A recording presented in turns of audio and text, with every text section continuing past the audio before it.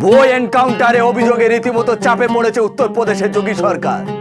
ডাকাতির ঘটনায় যুক্ত থাকার অভিযোগে এক যুবককে ভুয়ো এনকাউন্টারে মেরে ফেলার অভিযোগ তুলে সোচ্চার হয়েছেন বিরোধীরা। এই ঘটনায় জাতপাতের সমীকরণ উঠে এসেছে। বিজেপি সরকারের বিরুদ্ধে অভিযোগ তোলা হয়েছে।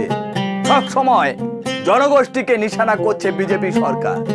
এই নিয়ে সরব হয়েছেন সমাজবাদী পার্টির নেতা অখিলেশ যাদব ও বিরোধী দলনেতা রাহুল গান্ধী।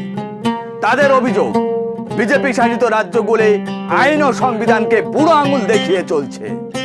বিজেপি যে আইনের শাসন বিশ্বাস করে না, তাও একবার সুলতানপুরের ঘটনাকে চোখে আঙুল দিয়ে দেখিয়ে দিয়েছে।